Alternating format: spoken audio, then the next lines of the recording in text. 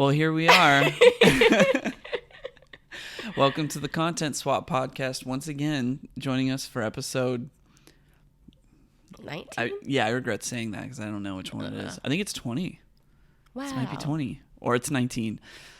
Ooh, no, it's 20. It's 20. We made 20. This is 20. If it's not 20, that'll just be like a funny, embarrassing little thing. Like, oh, go and listen to episode 19. They say that they think that it's episode 20. But no, I'm pretty sure it's episode 20. Anyway, hi, welcome. It's been a couple weeks. It's nice to see. Well, we don't see anything. I hope it's nice for you to see us or hear us if you're just listening to audio only. But it's nice to be sitting here and doing this again. I feel like I forgot how to do it. I mean, we always say that. But here we are doing it again. Just figuring it out every time. Yep. How are you doing? What's new? Everything's new. Yeah. I start school again, and I'm sick, so that hasn't been fun. Last week was chaotic, but yeah, I think actually that might be all that's new. You got a new job. Yeah, I got another job. Maybe I shouldn't say that. I don't think I'm supposed to have another job in PhD since we're in a PhD program. Well, the PhD people, the people in your program know that you have a job, right? Well, my advisor knows. That's all that cares. It's not like they're watching your podcast. Yeah. Don't come for me. Don't kick me out of the program, please. But it's a fun thing. It's working at a bookstore, I did it mostly just to be working at the bookstore because I thought it was a cool, cute little place. So yeah, doesn't hurt to have a little extra change in my pocket. Yeah, no, for sure. Yep. Got this Psyduck. You bought me this today. Yeah, I bought that today. I went to a tabletop or a card game store with one of my friends after we went rock climbing. He plays Magic the Gathering tournaments there on Saturdays, pretty much like every week. So I just kind of went to check it out. I don't really play Magic the Gathering, but it seemed pretty interesting. They taught me how to play on like Thursday. So yeah, I was just there, and I saw the. So here's the thing: they required me to, if I wanted to use the play area, I had to pay $5. Are you telling me that this is not a gift out of No, kindness? it's 100% a gift out of kindness. But what they do is they get me to, put down $5, but that contributes towards store credit, but I have to pay that $5 in order to use the play area. So it's like, okay, well, I've got $5 of store credit that I can just use. And then they said if I just, if I bought something, then it's like, yeah, you can use the play area no matter what. I didn't even use the play area. I just kind of sat there, but I was like, in case I do, I want to leave that option open for somebody to like say, hey, use my deck and like, let's play. And I was like, yeah, sure. So I put down $5, but then I was browsing and I was like, well, now I've got $5 of store credit, so I want to get something. And so I was looking at games, but then I saw this Psyduck and I was like, yes, that seems perfect. I knew that you would like that a lot. Yeah. So as soon as I bought it, they were like, oh, you got a Psyduck. And I was like, yeah. It's for my girlfriend. Because she gets migraines. No, I just said that she really likes Psyduck. That's all I said. It's me. I get migraines. Pretty bad migraines. And I always say that Psyduck is me as a Pokemon because he's like, my head. He's like, I'm dying. So yeah, that's me. Well, yeah. Sounds good. That's what's new. I mean, we went to Disney World last week. Go check out Guardians of the Galaxy Cosmic Rewind. Super cool. Like, super cool. Like Space Mountain on 10, on 11, on 20. That much. It was great. That was a really cool fun. ride. Yeah. Yeah. Or what is it? Remy's Adventure, whatever? Remy's... Is that what it's called? Remy's Adventure? I don't know what it's called. But the Ratatouille ride, yeah. That's what it's known as. Yeah. Finally got to get on that. And that was really fun. That was cool. It was so cute. Yeah. Yeah. Disney World. Universal Studios. The Hogwarts motorbike ride. Yeah. Is it it's like Hagrid's something. Yeah. Hagrid's ride. we need to learn the names. Yeah, of we these. don't know the name. But the motorbike ride, cool Awesome ride. ride. Yeah. I think that was probably my favorite from the whole trip. Yeah, that's a top fiver, Yeah. just rides in general type of ride. That was cool. Very cool. Be on the motorbike. I got to be on the motorbike. You got to be in the little sidecar. Yeah, I was in the sidecar because she insisted on the motorbike, which is, that's You're cool. so kind. Yeah. Yeah, I try to be kind. Yep. It's good to be kind. I'm like, I want what I want. Well, anyway, what are we doing here today? What are the people here for? Yes, we're here for our assignments that Yay. we assigned 2 weeks ago. 2 weeks ago. We've Yes. had 2 weeks to get these things done. We've slowly did it. We did it. Yeah. Yeah. Yep. Yeah. It's been busy week. Yeah, it was a busy week for me too. Work. Well, Yep. So let's get into it. yes. So I was assigned Steven Universe, first created in, I believe, 2013, originally aired on Cartoon Network. You have more facts than me.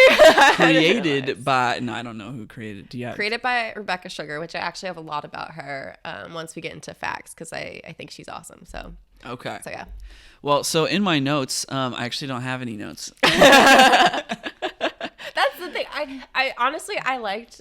Sorry, I don't mean to like interrupt, but go ahead. I really liked these assignments or like the way we did these assignments because we just sat and enjoyed them. We really Yeah. didn't focus on taking notes. We really didn't. Yeah.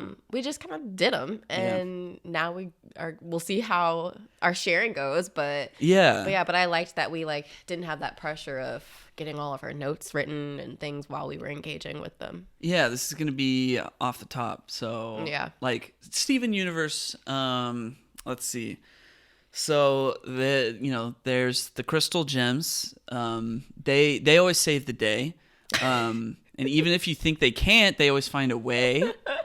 And that's why the people of this world believe in garnet, amethyst, and pearl. And Steven. Yes. So that was the theme song I just recited. Yes, I love that song. Well, I recited the words. That's obviously not the tune. That would have been pretty horrible. But yeah. So it's a show about these like the crystal gems. They're like these like all female superheroes with these like gem powers. And they each have a different type of gem. And then there's Steven, who his mom used to be like a crystal gem, but then she like gave up her physical form in order to like create him into this world. And so he's got a crystal gem, and he's kind of like this short stubby kid, and he's just like he's a kid, they're like these well-established heroes, and he's like this kid that just really wants to eat like his cookie cat ice cream sandwiches. And it's just like it's just fun. It's like it's cute. It takes place mostly in, I think it's called Beach City, which is great. Just simple. Like the whole thing's like it's simple, but there's like a lot. So it's like, it's a cartoon, and it's 11-minute episodes, which is like really easy and fun to watch. I think we watched about 12 episodes. So I didn't really like vibe with this show when it originally came out. Because, I remember seeing a trailer and being like, oh, that seems cool. And then I just didn't watch it. And then people told me like, oh, it's great. And then like I met you and you told me it was great. And I was like, oh, yeah. I can't remember why. I think maybe like I used to work with kids, and I think maybe a kid told me about it, and then it was great. And so I checked it out because of that. And at that time, like I couldn't quite get into it. I watched maybe 2 episodes, and that was it. But this, I mean, we sat and watched 12 episodes. I don't know, something about like knowing that you like it so much makes me have an easier time investing myself into it. But like, or maybe it's just easier to have an open mind. Or maybe just you've just helped me develop a more open mind through the process of having this podcast. But like I really like it. Yeah. What do you remember, like at the time when you had tried to watch it and couldn't quite get into it, what it was about it? It felt like it was for a younger generation than the generation I grew up in. It also felt more catered to girls. Yeah. Yeah. We're gonna unpack Here it that. is, yeah. We're gonna unpack that.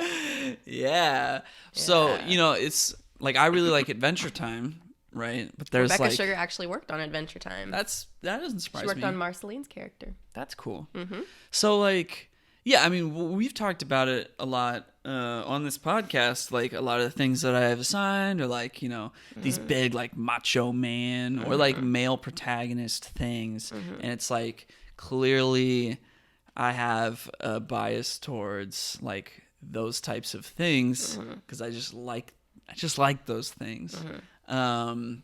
And so I think maybe like when I originally watched it, I wasn't getting that like it didn't have like a personal sense of like meaning to it for me. Like Adventure Time, I'm like, oh, I can it's an adventure, you know, like Finn and his dog, how awesome, you know. And then Steven Universe, I'm like, I don't really relate to this kid, and then everybody else is like a girl. Like that's such a horrible reason, but like. And maybe this kind of gets at to a larger argument of like representation matters and how like as you know straight cisgender white male, there's a lot of people for me to just like say, yeah, I identify with that character. So yeah, being like, you know, more open-minded now and watching this, I was like, this is pretty great. Like it's almost like reassuring to know that cartoons like this exist. One, in that they're like, you know, kind of like for everybody if you're willing to have an open mind. And like I could show it to my kids one day and they would really enjoy it and I can enjoy it too. And not be like watching Paw Patrol or something. I mean, maybe they'll watch Paw Patrol. Didn't you say like Paw Patrol is like kind of funny or something? I've never seen Paw Patrol, but when I used to work in like a child development research lab, and the kids, we did this study. Sorry, this is kind of a tangent, but we did a study on like which characters kids trust the most. And given the choice between Chase or Skye from Paw Patrol and Minnie and Mickey, they overwhelmingly would choose like Chase and Skye. Is it because? Or sorry, it's between these cartoon characters and like actual experts. So like we would tell them like we'd have a picture of like a random woman and be like, this woman is an expert on fruits, and then we'd show them these cartoon characters, have them choose their favorite. Most of them chose the Paw Patrol, so then we would use those as the examples, and we say, given. Like Chase says that this fruit is called this, and this woman says this fruit is called this. Who is correct? And they would always choose the character for the most part. Like the Paw Patrol character? Yeah. Interesting. So it's basically a study just showing that like kids really trust what these TV show characters are saying. And the younger they are, they're more likely to listen to TV shows than they are to like someone who is like of authority and would like actually know. So yeah. Well, that's eye-opening. But yeah, but a lot of the kids loved Paw Patrol. Like everyone, all the kids. Yeah, no, I mean like that's great. That's awesome. I guess like okay, yeah, Paw Patrol. That was definitely a side tangent, but like it was. You know, Paw Patrol's cool. You know, if kids like Paw Patrol, let them love Paw Patrol. Yeah. But it's cool to know like there might be things that they watch like this, if our kids like it. That we can, you know, enjoy too. Yeah. That's what I like. Content that appeals to, like, like a cartoon like this. A lot of like, I guess, Cartoon Network in general. Like, it looks like it's made for kids, but like adults can just as easily enjoy it and be satisfied from it because, as you've kind of mentioned, like things go pretty deep in terms of like the background of everything. Yeah. And like Adventure Time does the same thing. And that's why I really like Adventure Time. I haven't even watched all of Adventure Time, and that in and of itself is an exciting thing. But like the fact that I can invest myself just as much into this and know that there's so much of it is also just as exciting. That's, I guess, what I'm really trying to get at here is that I'm excited to watch it with you more. That's my short form review. Yeah. But like, what even happens? What am I even like talking about? Like, they all live together in this town, and like whoops, my bad. All these different things just happen in different episodes. Like one episode, there's like a moon. Was it a moon? Or there was like a red something in the sky, and they had to take it out. Basically, a lot of like alien things will come to like try and destroy or like ruin something. Alien? I didn't know that. Well, they're clearly not of Earth. Okay. Well, it just kind of seems like everything that's not just people living in this town is like crystal something evil, and then like, you know, Garnet, Amethyst, and Pearl have to like go do something about it. Yeah, like Garnet, Amethyst, and Pearl are pretty much protectors of Beach City. And so like when like things come from, you know, alien space, whatever, to like mess things up, they have to stop it. And like that's essentially the show. So in episodes that we watch, you saw different like alien things that would try and mess things up, or like something that would happen, and then they have to stop it, and they'll like put it in these bubbles, and that contains it. And yeah, I didn't catch a lot of that. Yeah. Well, yeah, it seems like there's a lot there that I just like. It starts out like I feel like I'm watching SpongeBob or something. It's just like, oh, here's the setting, here's the situation. Yeah. Like Samurai Champloo, but it's just like, you know, here are the characters, different situation, what's gonna happen. But there's like a bigger picture, and it's showing you the bigger picture rather than telling you right in the first episode, which I really enjoy. I like it when really anything does that. Yeah.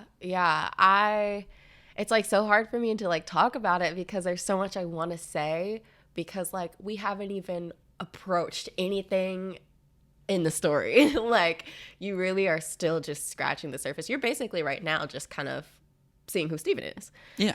And You're just learning the characters, right? And Steven and like throughout the seasons, you get so much more in depth to every single character. It becomes a bit darker. It becomes a bit more complex. Fun. And it's just so good. It's literally like the lore is deep. It's like the lore is literally deep. It's like the Lord of the Rings of I was just going to say the Lord of the Rings.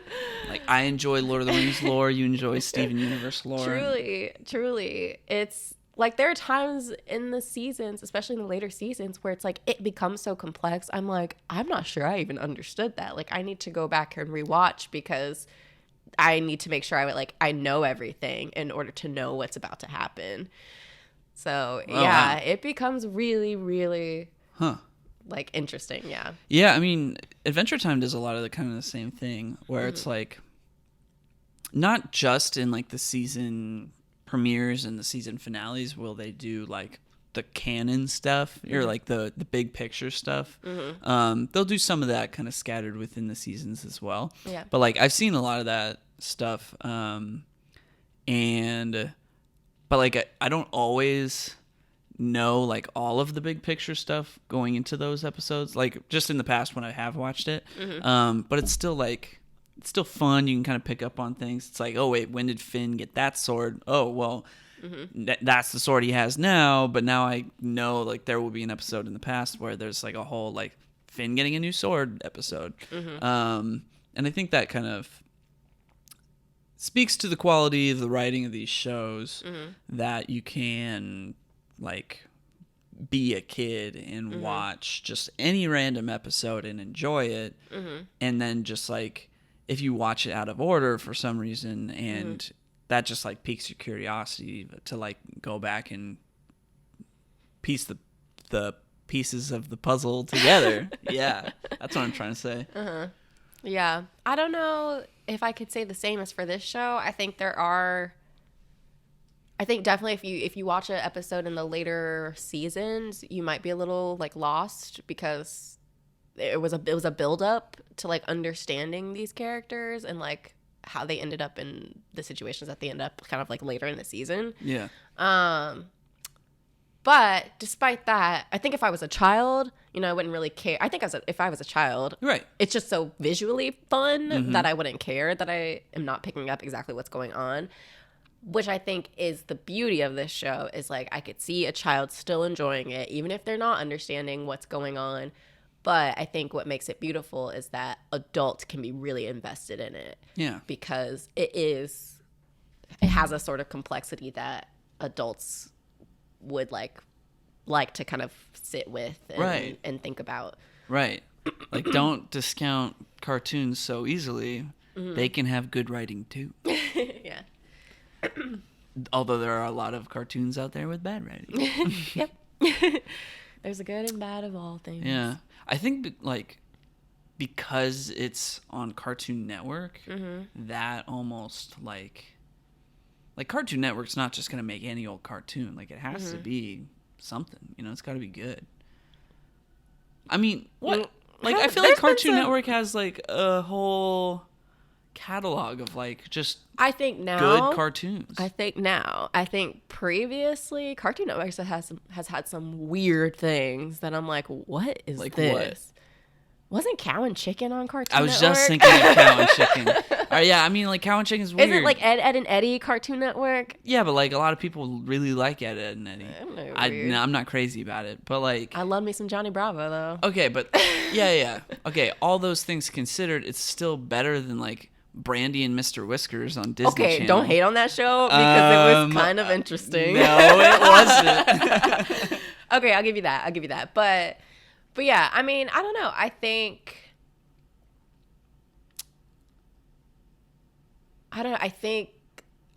as of recently, Cartoon Network is doing very well in terms of its cartoons and its representation. Because I think Craig of the Creek is also Cartoon Network, right? Yeah. But Infinity Train. Yeah, and these are very recent things, and I'll talk a little bit later about kind of like Rebecca Sugar's experience just trying to do what she wanted on this show and how difficult it kind of was. I mean, I've got nothing else to talk about, so if you just want to talk about it now, we can. Yeah. Well, can I start from the beginning? Go ahead. Before I jump into that. So I want to just kind of clarify these characters and how they're identified, I guess, in the show. Go ahead. Yeah. Because I think Rebecca Sugar definitely had a specific way of how she wanted to portray the characters. So I just want to be respectful of that. And so a little bit about Rebecca Sugar. She identifies as bisexual and non-binary.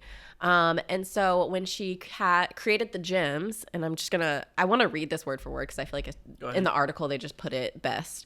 And so it says, the gems in Steven Universe are also non-binary women. They're coded as female and referred to by feminine pronouns, but are biologically sexless because a gem's physical form is just the gemstone. That makes sense.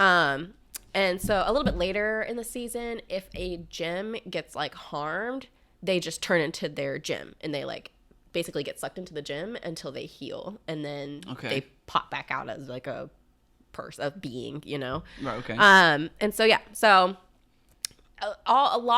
basically all of the characters in the show are never like, it's basically a great show for queer representation. Mm-hmm.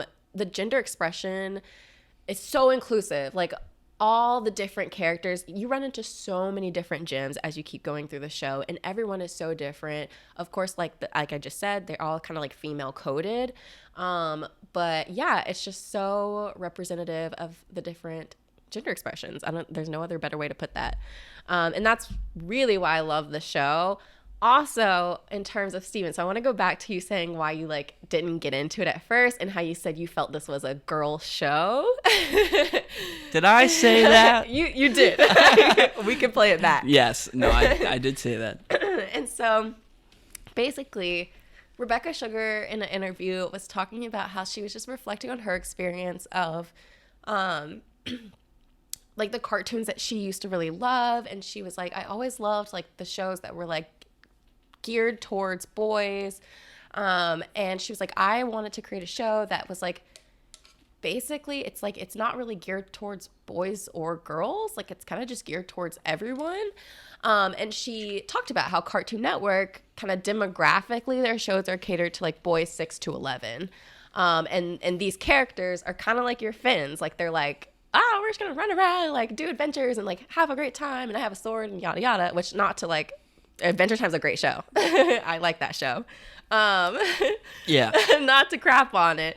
But yeah, but it's amazing that she had the opportunity to create this character, Steven, who is not so much of that. I mean, he is very adventurous, and as the show progresses, he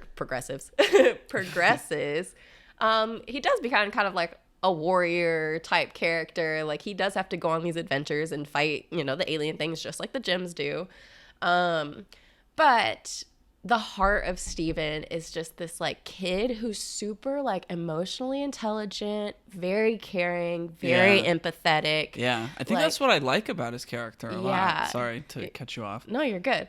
You're good. Yeah, and that's like the beauty. It's like this to me, like I think about when I assigned you Black Nerd Problems, and I think in one of the essays they were talking about something like this, but it might have been talking about like representation for girls. But I think having a character like Steven is so important to model for young boys. Oh, yeah. Right? Like I still think this is a great show fit for that demographic of boys 6 to 11, because like these are important things. It's important to be very caring. It's important to be empathetic towards people.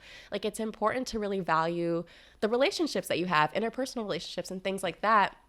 And I think young boys can learn a lot from that. And then, of course, like, it's a great show for girls as well. It's a great show for anybody. So I really love the show for that. You don't want young boys 6 to 11 to be playing Fortnite and Call of Duty and calling what? Call of Duty. Oh. and calling them names and things. You don't want that for them? Oh my gosh. I don't want that for them. No. I mean, nothing wrong with Fortnite. I think Fortnite looks like a lot of fun. I've tried to play Fortnite. I can't really play, but I think this is important too.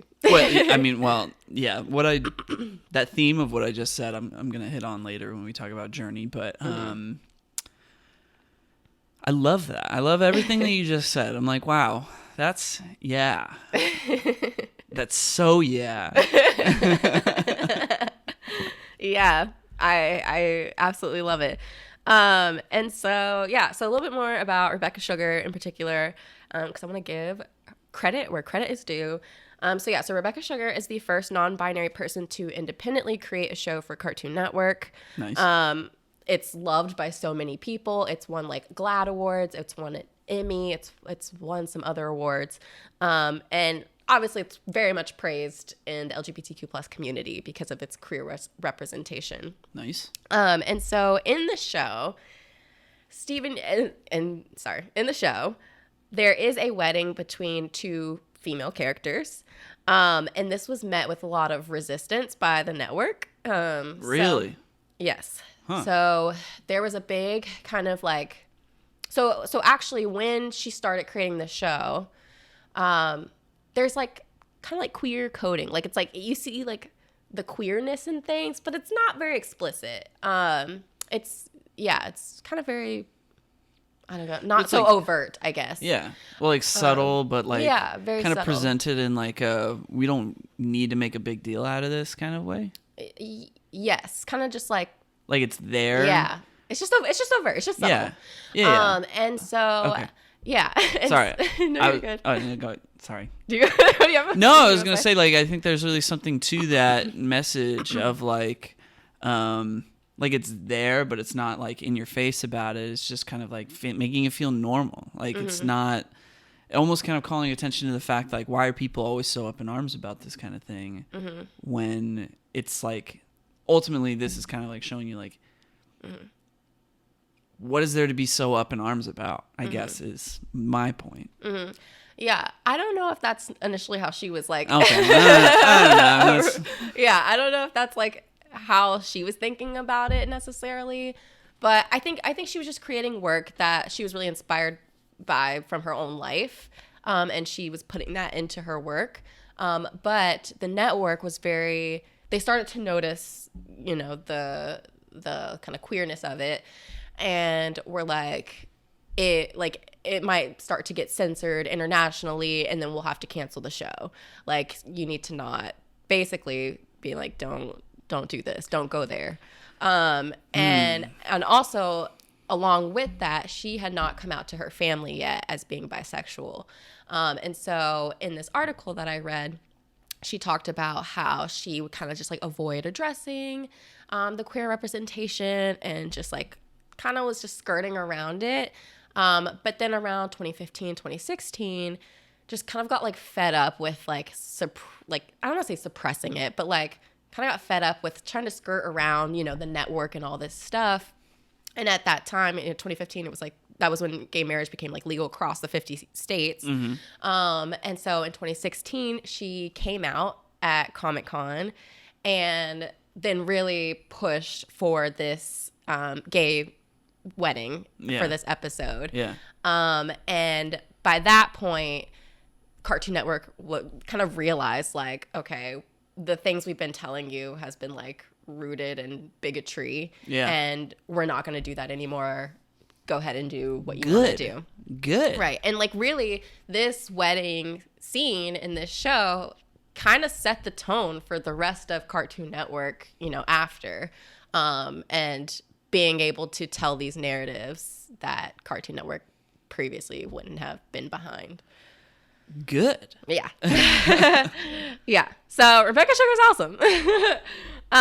In addition to obviously queer representation, so Rebecca Sugar is married to a Black man, and because of her relationship, really wanted to highlight like interracial relationships as well in the show. And you haven't quite gotten to this point.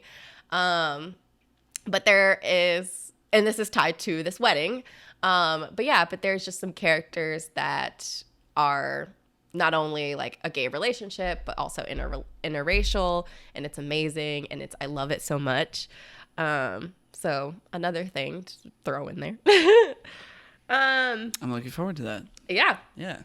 And so I think one of the last things I want to hit on, and this is still tied to kind of like the idea of relationships and things, but something that I really love about this show is there's this concept in the show called fusing. I got a little preview of that when I was playing, not preview, but I was playing Multiverses earlier, this new, WB fighting game, and there's different costumes for different people. Yeah. And I was looking at Garnet, and she had a costume that was called like First Fusion or something. Oh. Yeah. And I was like, what is that? Oh. Yeah. This is the thing that I was like, I really want to tell you this, but I don't want to spoil it because it's like my favorite aspect of the show. But anyways. Wait, did her and Steven fuse? Do they ever fuse? I don't know. Oh, okay, my bad. I mean, anybody can fuse, but no, her and Steven are not fused. Okay, my bad. No, yeah, they don't fuse. I don't think. All right. But yeah, but basically, basically, you're not. It's like you would never guess this. Okay. But anyway, to not spoil it. But anyways, so any gym can fuse, and actually, we end up finding out that even a non-gym can fuse. So Steven actually at one point fuses with Connie. The girl that he likes? Yeah. Spoilers. I mean, that's like a simple one. At least I didn't give you the big spoilers. But anyways, so yeah. So gyms can fuse together. And basically, like, when they fuse, it's like you kind of have to be in sync and how they can intentionally fuse if they need to. And like usually it's like we are in sync, so they might do like a dance together or whatever works that makes them kind of combine. And so when they fuse, it like creates this whole new character. And like when the two, like if let's say Garnet and Amethyst fuse, okay, it becomes this like huge gym like woman, and she's so cool. Multiple can fuse. You can have 3 gyms fused together, and it's just really cool. And I like that fusion can represent something very platonic of just like we work well together, we can fuse, or something romantic of like we're in love, we can fuse, and things like that. So yeah, so it's really cool. Okay. Dragon Ball Z has fusion.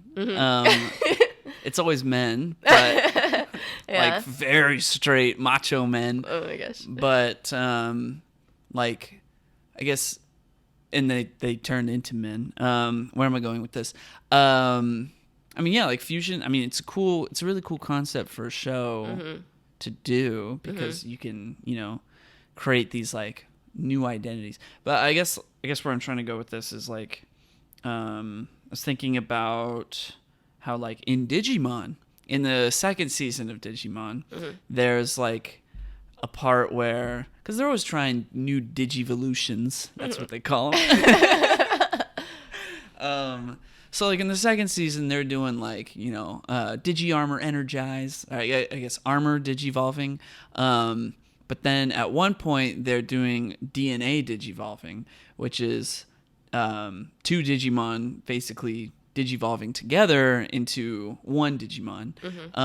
And most of those are like men fusing together. But I think there's one in particular. Wait a minute. Shoot, I'm gonna be getting this wrong.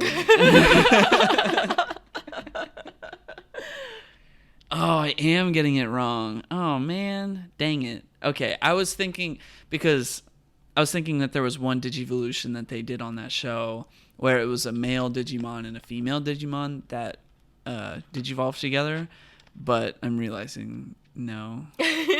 Like there was 6 of them together that did, with a specific pair, and it was like 2 male ones and then 1 female pair. So dang it, never mind. I was thinking that I think it was Aquilamon and Angemon fused together, but I'm realizing it's like Armadillomon and Angemon. So never mind. Gotcha. But okay, but I guess all of that to say, pointing out 2 examples of like Japanese animation where fusion does occur, but they're never going past that like gender boundary. And so in this case, in Steven Universe, it sounds like they are, and there's like a huge spectrum to it, and that's like I think really cool. Kind of speaks more to the progressiveness of the show. Yeah, definitely. Yeah. I absolutely love the show. I recommend it to literally everyone of all ages. I think children should be watching it. I think adults should be watching it. And I hope that there is more work that Rebecca Sugar comes out with that we can enjoy. And I hope there's now, if there wasn't before, which it doesn't seem like there was, I hope there is even a even bigger platform for LGBTQ writers and animators and things to have a platform. Are you ever gonna watch Infinity Train? Well, actually, no. I did watch some of it. Yeah. Well, now you can't because aren't they taking it off HBO Max? They already did. Oh, I checked. gosh. Yeah. Well, hopefully it comes back Can I watch eventually. it on, you can watch it on iTunes if you pay for it. Like I you can buy find it it on Kiss Cartoon. Oh my god, we're not condoning watching anything on Kiss Cartoon. No. Don't do that. Yeah, don't do that. But what was I gonna say? In the second season of Infinity Train, there is a character who is figuring out like their identity. They are like, can I just say it? Yeah. Well, yeah, and it's like a mirror version of the main character from the first season, who's female, but it's like the mirror version of her. And so this person has their own identity, but they're like just kind of like realizing that they like are a being. And so kind of part of it is like the second season is following them and them like figuring out their own identity while being on the Infinity Train, and helping out this guy. But like by the end, like her name is MP, which is, or is it MT? I think it's MP, which is just like mirror. I forget the girl's name from the first season. Let's say her name's Pauline for the sake of the example. So it's like Mirror Pauline. Like that's what MP stands for. So she's going by MP the whole time. But then at the end of the season, when they like get off the Infinity Train, somebody asks her like, "What's your name?" And she's in front of a lake and she like, looks at it and she's like, "My name's Lake." And I thought that was really cool because it's like validating this experience of like your identity being fluid and you don't quite know who you are, and you can choose your own name. I mean, there's you know, a whole bunch of people in the world that like, I don't know, don't like that, which is upsetting. But like, ultimately, like we're not. I like my name. I like the name that was given to me, so I keep it, you know.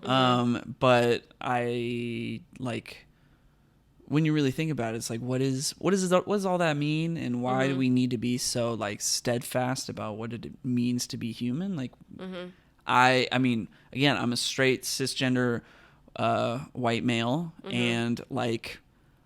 And I was given a name at birth and assigned a gender at birth, and all of that works. Sex at birth. Sex at birth. Thank you. Sex assigned at birth. That's like the technical term. Yeah. But like all of that works for me, so I'm not gonna choose to be anything else. But like, again, because that works for me, like I stick with that. But like anybody else, like, does it really matter if somebody decides like I don't want to be called by what my like just the people that birthed me decided I had to be called, and like just the whole spectrum of the whole thing. It's anyway. Didn't expect it. I didn't know we were going to be diving into these topics. You have to. It's Steven Universe. Yeah, because it opens up the world to a lot of people. So I didn't know that going into recording this after even watching 12 episodes of Steven Universe. But I'm glad we are talking about it. I think it's a really important thing. Yeah. Support, ally. don't be a hater for no reason. I don't know. You it's sound just like a public service I announcement. know. You're like, ally. I know. I don't know. It's just so upsetting that there's just like people. I saw this TikTok recently where it was like, if you want to know what the landscape, like if you're not American, you want to know what the landscape of conservative American politics looks like. Like people were boycotting Cracker Barrel because they added a vegan option, and saying I'm never going to go back to Cracker Barrel because they added a vegan option. And it's not even that they took anything away or replaced anything with a vegan option. It's just that the menu's the same and they added a vegan option, and people are upset.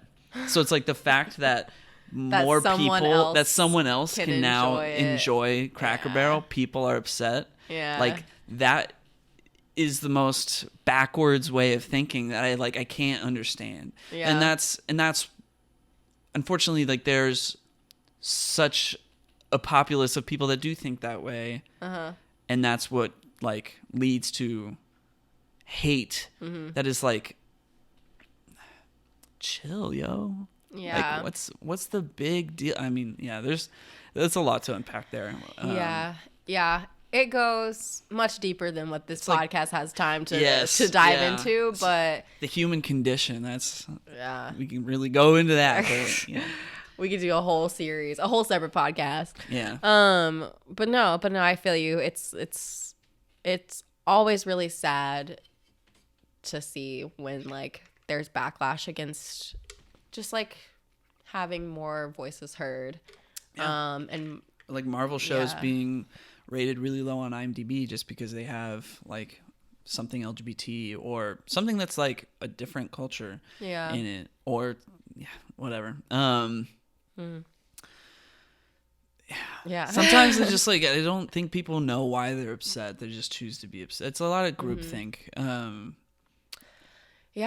mean, you live so long in a society that benefits a specific person and only uplifts those people with those identities. It's like, I can see why someone could be so embedded in the way that they're thinking, because they've had an experience that rewards it or like reinforces it. And so it's much more complicated than I think being like, oh, it's groupthink. I think I mean, I think there is a groupthink element to it, especially when it comes to like people being not willing to like be open-minded and learn, because they're like, if I stick with what the group is thinking, or if I stick with like some people who might not be even thinking the right way about something, if I stick with them, I'll get validation from them. And like, just, I guess, like, that can be like its own downward spiral. That's where I was going with the groupthink thing. But yeah, that's definitely a piece of the pie. Yeah, exactly. Yep. But we're not going to focus on we're not here the for all negatives. that. We're going to celebrate the beauty that is Steven Universe. Yes, go watch it. Go check it out. Show it to your kids. Yes. Teach them love and kindness and empathy and emotional intelligence, because that's what's up. Yep. That's what's cool these days, yo. Coolsville sucks. We're not supposed to do inside jokes. The audience won't get them. Anyone seen Scooby-Doo, the live action? This is the second one. I get that mixed up every time. Anyway, well, that's ready to move on. Yeah. That's all. I have Journey. Yeah, you do. For some reason, I was like, I assigned myself Steven Universe. Wait, these are your notes, not mine. Okay, so the next assignment. So what you assigned me was a video game called Journey. I have no clue when it was made. 2012. All right, there we go. Made by That Game Company. Composed by Austin Wintory. Awesome. I had none of that in my notes. And I don't have the game director's name. Genova Chen, I think, actually is the game director's name. I was reading it all on Wiki earlier. Oh my gosh. So kind of like we said, I feel like my brain's jumbled because I'm sick, and so like I'm getting a headache, and I'm like, I'm like Psyduck right now. I'm like, wait, this is the most I've talked in like a whole week. Okay, so like we mentioned earlier, I didn't really take much notes during the game. The game was very short, which I appreciated. 2 or 3 hours. Yeah, I didn't spend too much time on it, but completed it. And so, I am going to try and summarize what it is. Yeah, go ahead. It's essentially you're this being. A robed figure, I think. Yeah, a robed is how it's figure. usually referred to in the media. Yeah, you're this like robed figure, and you kind of start off in these like sand dunes type of thing. And basically you just kind of start walking. There's like this light at like a mountain that you see. And so you're like, oh, I got to go towards that.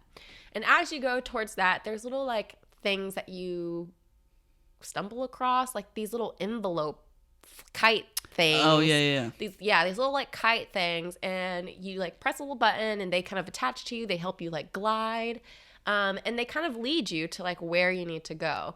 And so essentially throughout the game, you're like following these little kite things and just like going through these different terrains on a journey. And honestly, throughout the whole thing, you don't really know what's going on. You're just kind of walking and following these kite things and trying to figure out how to get to these other things, like, I don't know, little things you got to collect. I don't. Yeah, what are you collecting in You're this not game? collecting anything, but like, It's like you have to go to these like stations. yeah, these stations and hold circle. Yeah. Yeah. Literally, it's such an abstract game, so I like don't even know how to describe it. But yeah, and then eventually at the end you complete your journey and you like die basically. Was that the ending? I actually can't. It like remember passed the ending. out in the snow. All I remember is the journey. Well, at the end you like kind of collapse into the snow. I remember that. Yeah. Then it seems like an afterlife kind of. Oh, there's kind of like an afterlife. Yeah, mode, there's like an afterlife kind of thing, and then the game's over. And so, yeah, in terms of my notes, I just wrote, I have no clue what's going on, but I like the surfing because there's these like parts where you slide down the sand dunes and it goes like really fast. And I liked that. And then I wrote all Journey games are about death. Like I feel like in the past Journey games, like any game about like a journey. So like the game I assigned you was Arise. essentially, it was like a journey game about death. Spiritfarer, I finished Spiritfarer. A journey game, kind of. A game about going on a journey, yeah. Yeah. About death. Like I feel like all the games I've played this year have been about death. Which is interesting. I mean, you played Zelda, you played Mario, you played Sonic Adventure. I mean, you didn't play all those. Like, you played them, and then you stopped. Well, all the games I've enjoyed have been about death.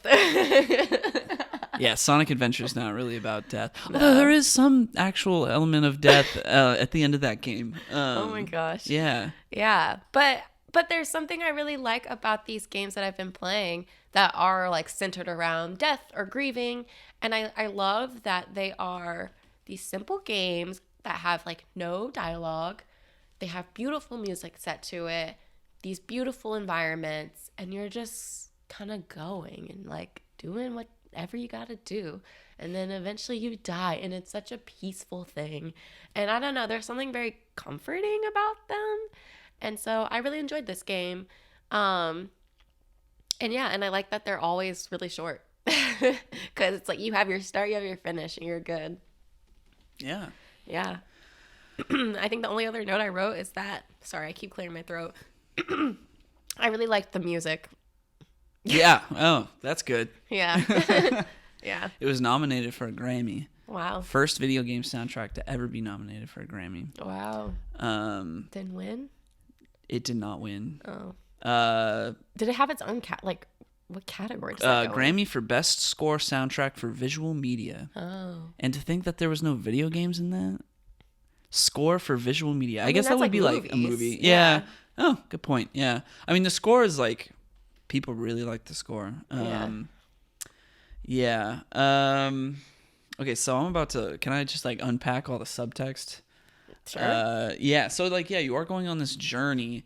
As you said, like there is no dialogue in this game. And so actually I'll just kind of start with what they set out to do when they were making the game. So it was made by That Game Company as part of like a 3-game contract with Sony Interactive Entertainment. They previously worked on Flow and Flower. I had played Flower when it came out, which is like a really cool game where you basically play as like a gust of wind and you're collecting like flower petals along these like fields and you're like lighting up the world, and it's really cool. But like I think there is some amount of like text on the screen telling you like instructions at certain points in that game, like at least in just how to play the game. I might be wrong. I actually might not do that at all, because actually, yeah, there is like a core theme I think with That Game Company's games, these 3 games specifically. Actually, I haven't played Flow, so I could be totally wrong. But like of just they tell you what to do by putting you in front of a situation where like that game prompt is relevant. So like they'll tell you, it'll show you a quick wireframe of the controller and it'll say press X. Like it'll highlight the X button. It won't even say press X. It just highlights the X button and you do it and you see what happens, and that you just learn from doing that. And it's only like X and circle really in this game. So like that's it. Like that's all the info you're given. And so like you can just figure out what to do without any text on the screen at all. No dialogue, as I said. So what they were setting out to do when they made the game was to create a game that wasn't so much about killing things, which was like every other game was doing at the time. Again, this was 2012, and I would make a very strong argument that your Arise and Spiritfarer games would not really exist in the way that they do if Journey hadn't come out 10 years ago. So they wanted to create a game where it wasn't so much about killing things, but rather instilling like a sense of mindfulness and being nice to other people. And show the positive side of humanity in people, which I think is really interesting because they set out to do that through a video game, which is like the online gaming community has kind of like a notoriously toxic reputation in certain pockets of the internet. So I think the fact that I think they achieved that is super impressive. But that whole... we haven't even really gotten into it. That theme of being nice to others and showing the positive side of humanity was through the online experience of this game, which is super subtle. And the online experience is that like you're playing this game in your 3-hour journey of playing this game, somebody else in some other part of the world who's playing this game might suddenly pop into your world at some point and the only way they intentionally made it so that you can't see their name, you can't talk to them over a microphone or anything.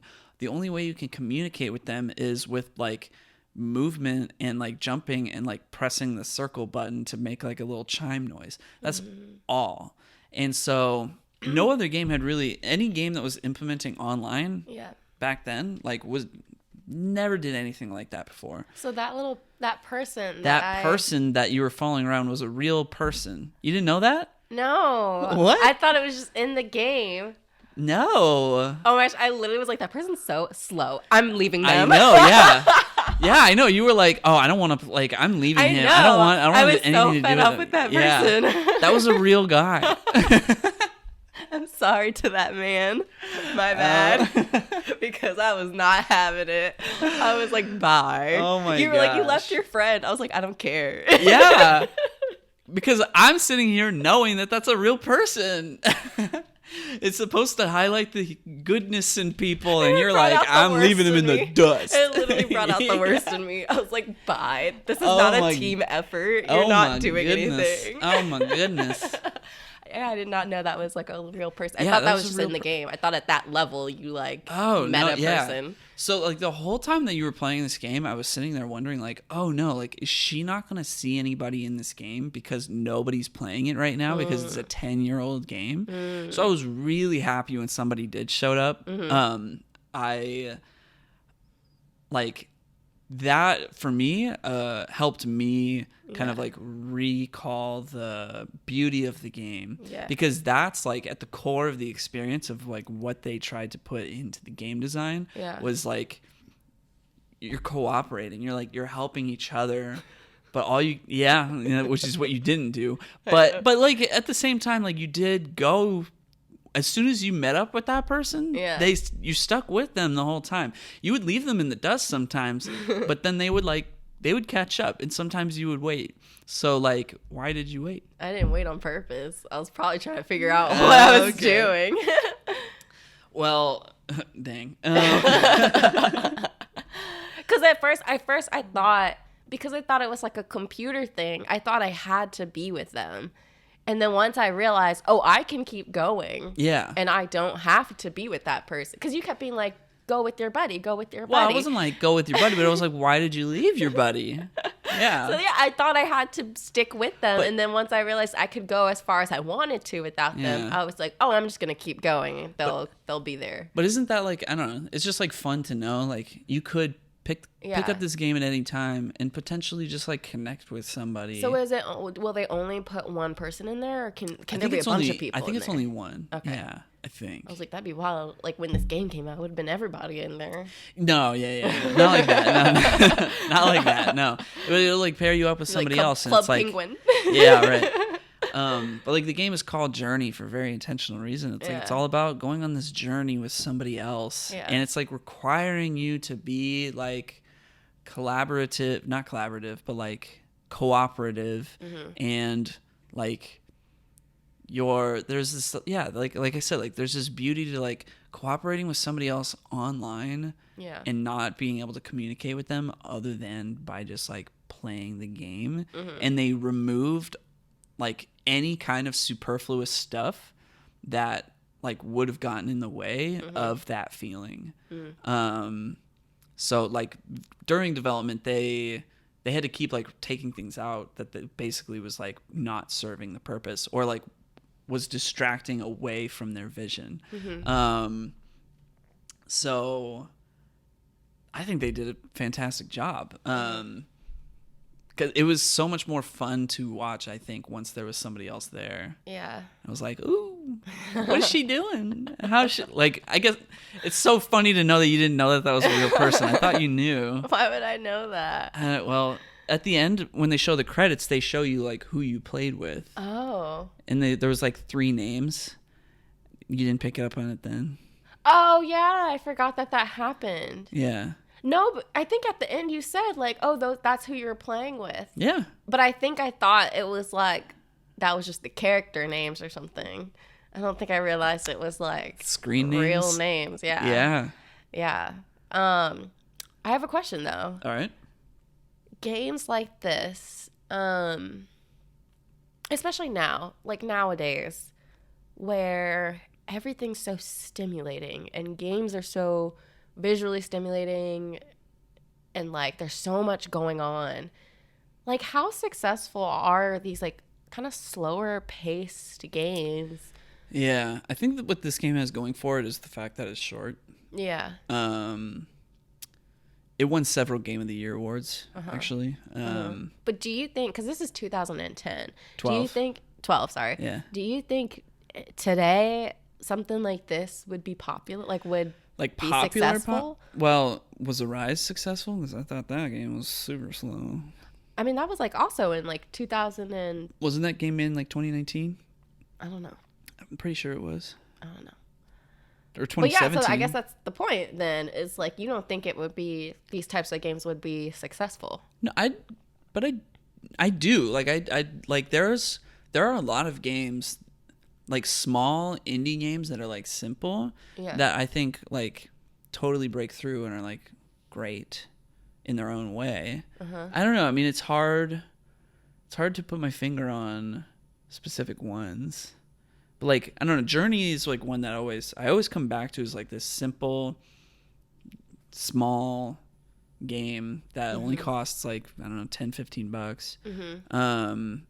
That like, yeah, it's like, it's slow and it just requires you to just like sit back and relax while you're playing it.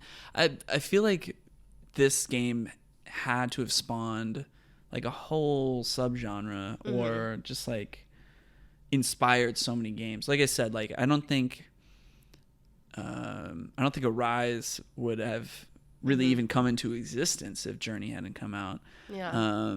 Even that game Celeste that you were playing earlier this week, great game. That was really fun. I mean, you It's you so didn't hard. You didn't play that much of it.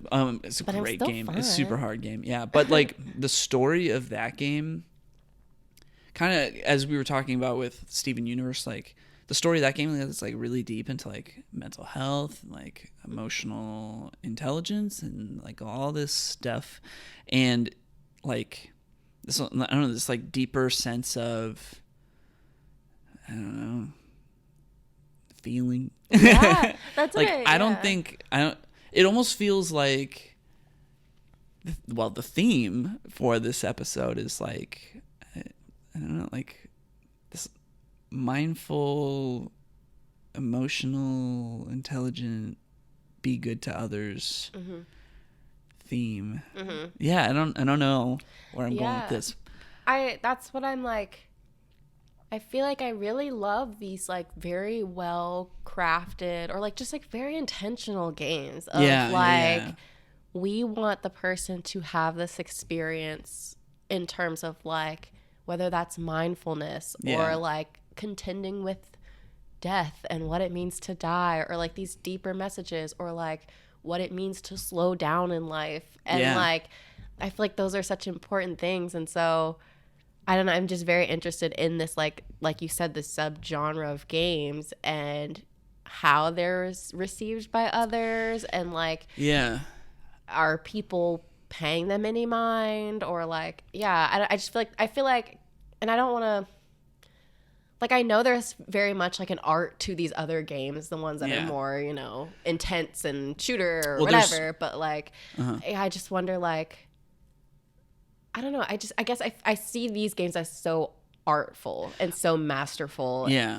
compared to maybe some other things like Halo or something. Not to Yeah. not to crap on Halo. No, but that's fair. I mean, well, I would argue. I mean, new Halo games, yeah, it's just Halo for the sake of throwing in some Halo. Yeah. But like Halo 1, 2, 3, there are like really well written story beats and all those things. Like not Yeah. just like fun action hoorah types of Yeah. things, but like really good thematic elements throughout the story.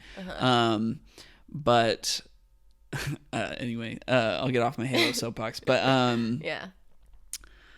there's this whole concept. I was having a conversation with somebody about this earlier this week. There's this whole concept that exists of like serious games. Serious in that like games are designed to be like fun and entertaining. Yeah. But there are games out there that are not necessarily designed for the sole purpose of being entertainment. Yeah. I don't know. I mean, I think I would argue that Journey probably was designed for the sake of entertainment. Yeah. But like there is this concept of like serious games where like games can be used for like treatment or Yeah. like there's I think this game called Sparks. That's one that's being done a lot in the psych research right now for depressive symptom treatment with like CBT modules. There's another one called Endeavor RX. That's for treating ADHD symptoms.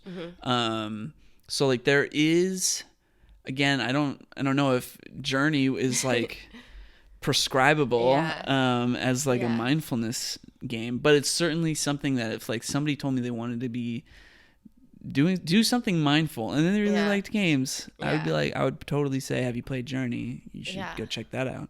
Yeah, I think that's the like dichotomy I was trying to present.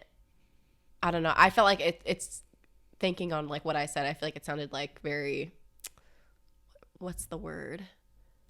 Like stuck up, maybe, like not the word. I don't know. I think the difference that I see between these games is like you said, with your things like Halo and stuff, where it's storytelling, it's exciting, it's like entertaining, it's like a movie essentially, versus or like the goal is like we're gonna present this story and it's a good story, versus like maybe some games like this or that like fall into kind of this genre. It's like, how do we make the person feel a specific thing and through the actions they're doing, and that seems like two very different things and very interesting. There's a really well crafted, well designed game called The Last of Us Part 2 that I think marries both of those two concepts well together, like so perfectly, because the way yes, it's telling like a story that is like, you know, for the purpose of telling the story, and it's really fun to play, but at the same time there's like a lot of emotional weight to your actions. Like it manages to present the scenarios in such a way where it's like, I know how to play the game, I am motivated to continue playing the game, but the gameplay of this game is me like sneaking around and avoiding people and killing them if I'm interacting with them, and it manages to present the situations in such a way where you're like, wait, like I don't want to kill these people, but in order to fulfill the motivation of the character that I'm playing as, I have to. And that is like, geez, when you're playing it, when you're playing it, it is like the most like, woo, how do I deal with this? My gosh. But it's super cool. I don't know if I want to do that one. I don't think you would enjoy The Last of Us just because it's like scary zombie type stuff. No. I don't like but like stuff. that's kind of like part of, I think, what makes that series so groundbreaking. The moral dilemma of like, I'm playing a game, it's like shoot pow pow, but it's like the consequences, like, wait, I don't like when you it makes you think about your actions and go like, what am I doing? Which is interesting in and of itself, because I feel like so much gameplay is like shoot, I don't care, like blah blah. Right. To like actually have something that makes you sit and be like, wait, this sucks. I don't want to just shoot. Exactly. Well, like, I mean, you know, shoot is fun sometimes, and that's like, you know, that's all what a lot of people just want out of their games is that. But like, I think that just kind of speaks to the variety of games that are available now. Like, you know, it was all just meant to be stimulating and fun back in the day, but now it's like storytelling and game design and like graphical power. Like it's all now, it's like, if you have a vision, you can just make it, and it's like it's turned into its own art form medium where you can create something like Journey or The Last of Us or Call of Duty, Halo, whatever. And it's all considered, I mean, is game even like a relevant term anymore, you know? As much as I always like am like, oh, you're assigning me a game. Like, I do really appreciate when you assign me games. And like, I've really been enjoying playing all the games and the variety of games that you even outside of our podcast, because there are games you've had me play that we haven't even talked about, or like games that I've just like picked up because I've seen you play it or it's on your Switch or whatever. Yeah. And I don't know, it gave me I have this new appreciation for games and this new interest in the different types of games and like what is a gamer and like what does that look like? Like, I don't know, the fact that I've kind of cultivated my type of game, like what I like in a game, and like who I am as a person who plays games, even though I still don't play very often, but I don't know, it's just cool to find this new little community that I have an interest in because of what you've kind of brought me into, or to like branch out and learn about these things and learn about the art of it. Because like if you would have asked me about games like 3 years ago, I would have been like, oh, that's just something that occupies like my partner's time. It's something I don't, you know, I don't care about. It's just whatever. They go play their games, I go read, or I go do something else, you know, watch TV. But now it's like, I see how much more it is than just like, I'm going to waste time and and play games type of thing. Like it's truly a really cool experience. And I think what really got me into that was It Takes Two with that co-op game. Oh, yeah. I think that one, I was like, whoa. Brilliantly designed. Yeah, I was like, this is something that like is teaching a great lesson, really fun, and just beautiful. Yeah. Like, that was really cool. I mean, the amount of different game mechanics in that game is incredibly staggering. Like, it's like, how did they nail all of these things? It's like most games just focus on like one specific types of like mechanics, and that's the whole game is that. Yeah. It Takes Two, every hour or two, it's like, all right, this is how you're playing the game. Mm-hmm. Now you're playing the game this way. It's like, whoa, and you're doing it together. Yeah, and you truly have to work together. Yes. Like, one person can't pull more of the weight than the other. Right. You both have to do it together. Such a good game. Yes. Oh, I want to go play it now. I know. That was the most fun ever. I loved that game. Sorry to get off topic. No, all good. So Journey is a great game. Yes, it's great.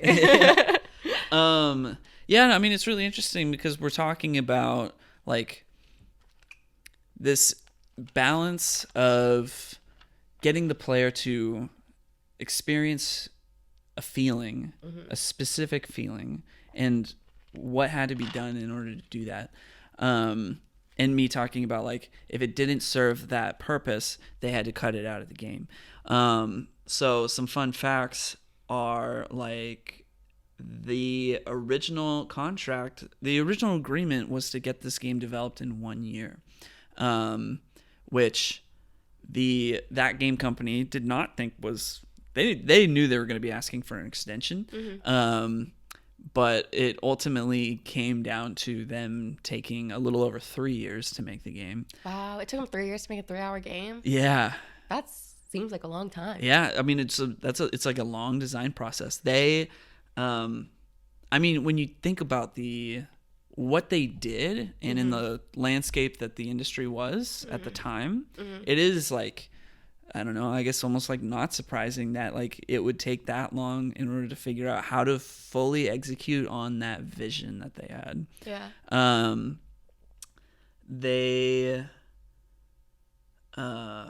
What was I going to say? Oh yeah, they went into bankruptcy by the end of development. I was literally just going to ask, what's the typical budget for producing a game? Oh, every game's different. That makes sense. Yeah. Some will be hundreds of millions. Some will be like, you know, like it was like a small, like everybody's game. An indie game. Yeah. Like it's just like blood, sweat, and tears. Oh no. Those poor people who worked on that. Yeah. That makes sense. Yeah, like every game is different. Like especially indie games, because those are like, you know. Yeah. So just because you're making a game doesn't mean you have somebody backing you, like a publisher who's like paying you to finish development. A lot of games do, and a lot of people nowadays, it's a lot easier to like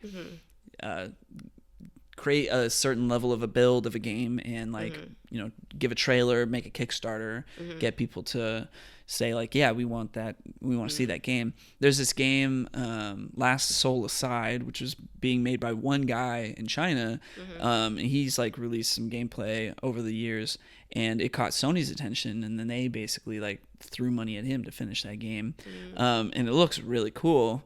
It's supposed to come out 2022, but he just like did it all on his own. I don't know. Like, we don't really know what's going on with that game right now. But it's one that I'm just waiting to hear like what's gonna happen with that game. Yeah. But like, what about like your Nintendo games? Like, so like, yeah, I don't know what the budget is. I mean, especially Nintendo is super tight-lipped about their whole internal process. But like, yeah, those games are expensive to make. Yeah. If it takes years, that's like years of paying all those people's salary. Yeah. That's working on that game. Yeah. Yeah.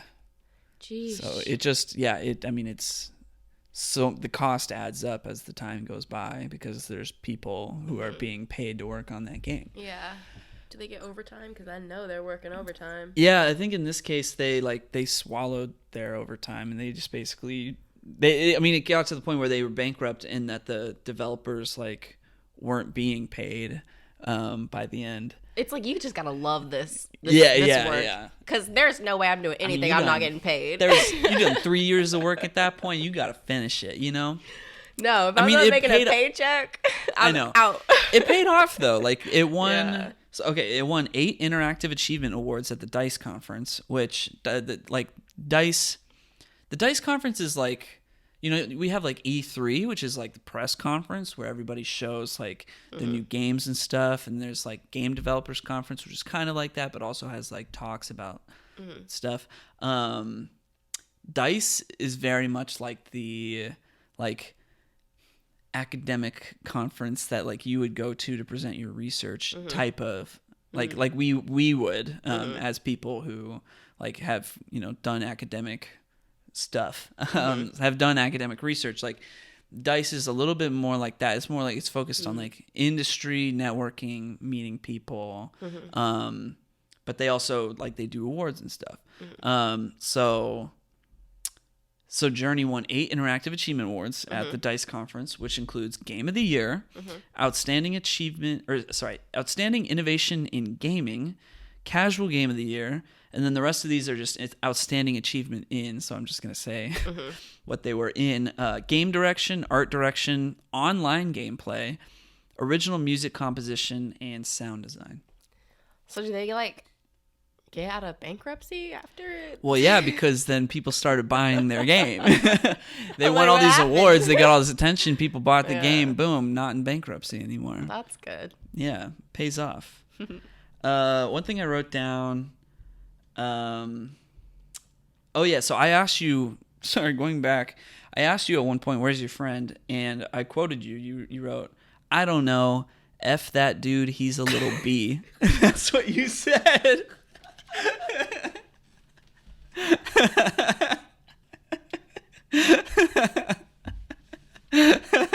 I am ashamed. Now you know all this stuff and the beauty of the game. It's like, oh. That's hilarious. Yeah, and then at one point you were struggling with like just jumping, and you said, "I need more jumping juice," and I thought that was cute. I don't remember saying that. Yeah. Also, the music in the game dynamically changes based on your actions, which was like a huge. That's part of why they won for sound design and music compositions. I mean, that's huge. And that's I think that's everything I have on my notes. Yep. Nice. I am realizing I don't even have an assignment picked out for you. What? I know. But yeah, I just to like conclude that. I really enjoyed this game. Yeah. Sweet. Love to hear that. I thought I had more to say and I didn't. So. Yeah, I know. I mean, it's kind of helped me realize like the types of games that you do like to play. Yeah. and I'll try to see if I can find any others that are like this and not just, Yeah. shoot, pow, pow. A shoot game. That's what I'm going to start calling them. Shoot games. I don't think I've given you any shoot games No. for the podcast, at least. No. Yeah, or I don't ever. think so. Yeah. We'll play Halo at some point. Oh my god. No, we We can do remember co-op. okay. This is a side tangent. Yeah. You. Yes. Me. You and our other friends tried to get me to play Apex. I have Apex on my Switch. I barely It was played a Apex. disaster. They left me in the dust. It's- to just die by myself because I I don't- couldn't fend for myself. I don't know how to play Apex either, so it feels like a mess every time I'm playing too. Because Yeah, but you at least But at least I know how to play yeah, games. because you know. because I know how to get good. Whatever. You know, like, kind of the gist of it because Yeah. you play Halo and things Yeah, like yeah. that. No, you're right. I was just struggling. I was just running around. Like, where did they even go? Yeah, I yeah. can't even find them. Yeah, Apex is not the ideal game at all for that. I Yeah. think. Yeah. That was not a hard. good. Yeah. No, I mean in terms of like first person gameplay, I think you would learn a lot better from if you like played the Halo 1 campaign with me on co-op. Like that would be cuz then we're like we're together. We're working together. It's like, "Hey, come with me. Come on." We got to yeah. Okay, we're supposed I'm not to work I'm not together in I'm not Apex. assigning. Yeah. I know that's That's different because weird. you're playing online. It's like a whole another environment. Anyway, I'm not assigning you Halo, but now I want to in the future. Oh my gosh. You saw the frustration I had with just this dude Yeah, I in this know. game. I'm so embarrassed by that. Okay, I'm just gonna I'm pick. so glad I wrote that down. I don't even remember saying it. Okay, I'm just gonna pick something. So you right. go ahead and assign first. I feel like I've been assigning first for. You a assigned while. first like once. No, I think I've assigned first for the last like 3 episodes, Are you sure? something like that. Yeah. I assigned first. I don't know. It's fine. I've already got my pick, so it's your pick's not going to influence mine. So I already Okay. got mine, but I want to hear yours. Okay, I'm assigning you. You might have even seen this. I might have to choose something else. But Just I'm go for it. assigning you Romeo and Juliet. Romeo plus Juliet by Yeah. Baz Luhrmann with Yeah. Leonardo DiCaprio and Yeah. Claire Danes. Yes, I've seen it. Oh shoot. Okay. John Leguizamo, Capulet. I love that movie. Yeah, no, I've seen it. Okay, shoot. Now I have to come up with something else. Okay. Quick. Okay, I'm assigning you The Tourist. Oh, okay. Have you seen that? Johnny Depp and, Johnny Depp and Angelina Jolie. Sounds good. Yeah, sure. Sorry. Okay. I don't know anything about that movie. I think maybe part of me thinks that like people didn't like it. It's not a fantastic Who? movie. Yeah, you know what? I thought the same thing about Focus. So like, whatever. You know, that was still fun to talk about. Yeah, So, we'll all right, watch cool. it. We'll see. All right, cool. That'll be fun. All right, I'm looking forward to that. This is what happens when I'm not prepared. Okay, The Tourist. Right on. All right, I'm going to give you The Disastrous Life of Psyche K. It's an anime. What is that? Oh. It's an anime. Ah. What? That's fair. I mean, after how I reacted to The Tourist. I asked you if you were cool with the show, and you were like, yeah. I didn't know it was going to be anime. What? You know I'm in an anime rut. I know. Maybe I can help get you out of it with The Okay. Disastrous Life of Psyche K. Okay. I thought Black Lagoon would get me out of it. It did No, not. It no. probably put me further in it. Yeah, no, because I've never watched Black Lagoon, but it doesn't seem like. But I heard good things about it. I Or feel like maybe you I just watched- got to be super into anime in order. There's some anime that are like good, but you got to be really into anime in order to buy into them. I am. Oh my god. Don't I don't discredit think- my anime love. I know. I'm just saying, like, I don't think Black Lagoon was going to be the one to do that No. for you. It's definitely not the type of show for me. Well, I think Psyche K. This will be really interesting.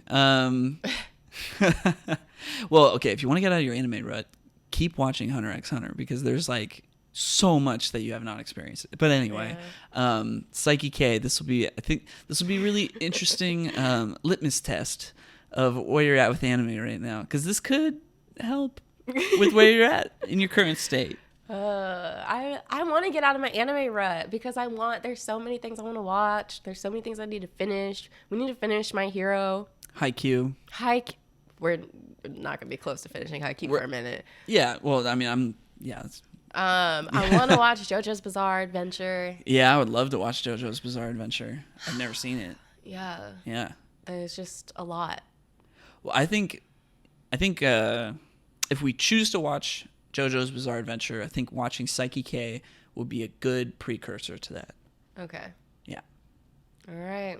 We'll see The how Tourist it goes. and the Disastrous Life of Psyche K. This next I episode kind of could wish be. I didn't choose The Tourist. It's all good. I want to choose something else now. No, it's like weird combo. It's like, yeah.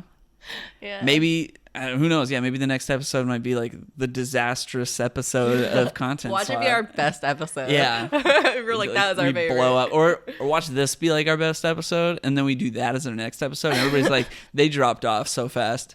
It's like on Only Murders when they're like, we have no faith in the podcasters. Yeah, it's gone. Yeah. They're like, we're done. And that one dude's like, omit B for life. Yeah. All right. Well, we'll see you then. Yep. All right, we're sticking with it. Yeah, we're gonna All right, stick we're with sticking it. with it. Yeah. The Tourist and the Disaster Side of Psyche K. Alrighty. Oh, that'll be fun. By the way, Yeah. it'll be 2 weeks again. Oh yeah, We will we'll be be 2 out of weeks town again. for a we are out wedding. of town for a wedding next week. Yes. So Yes.